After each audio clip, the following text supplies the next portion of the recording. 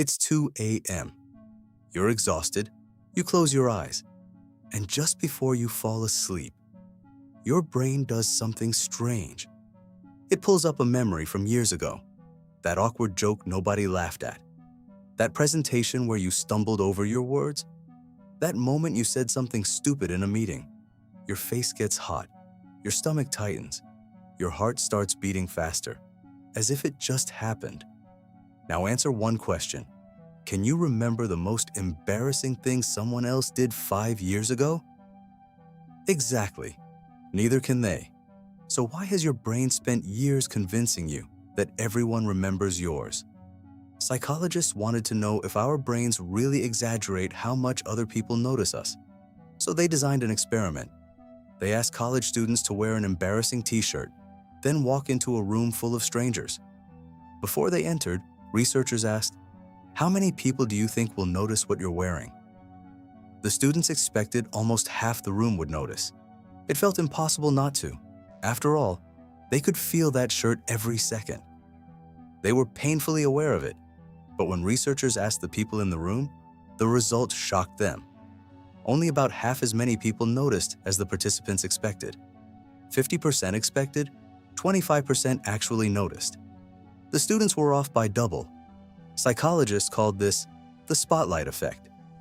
Your brain behaves as if a spotlight follows you everywhere. But here's the twist. Everyone else believes the spotlight is following them too. Imagine a theater where every actor believes they're standing alone in the center of the stage.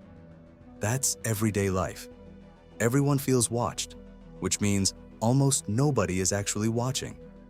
Here's where this becomes dangerous, because the mistake isn't what changes people's opinion of you. Your reaction is, think about it. You stumble over one sentence. No big deal. But then you start apologizing. You explain why you were tired. You repeat what you meant. You laugh nervously. You try to fix something that hardly anyone thought was broken.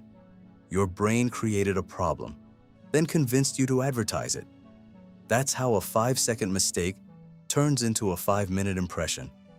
Not because people were judging you, because your reaction gave them something to judge. This is the cycle. First, you make a small mistake. Second, your brain exaggerates how much people noticed. Third, you start behaving differently. You over-apologize, you shrink. Fourth, people notice your insecurity, not the original mistake. Fifth, you lose respect. But here's what's critical. You didn't lose respect because of the mistake. You lost it because of how you reacted to it. But your brain isn't finished lying to you. Because even if nobody noticed your mistake, it has another way of trapping you. Imagine you're about to give a presentation.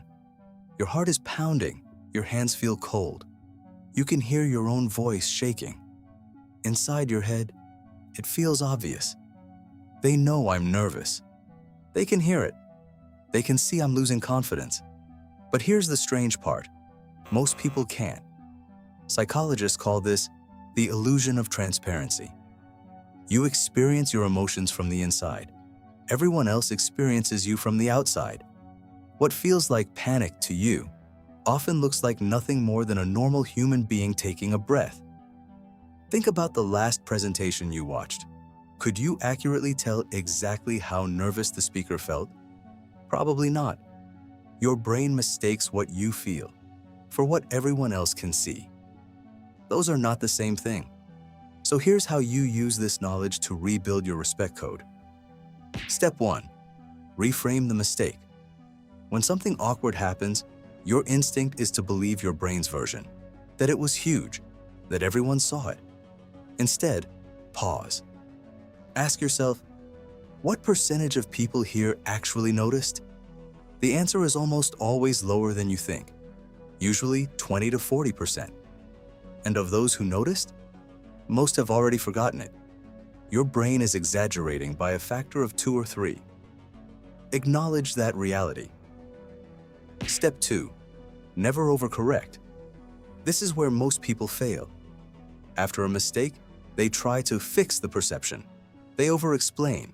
They over-apologize. They change their behavior drastically. All of that signals one thing. I think this is a big deal. I'm worried about what you think.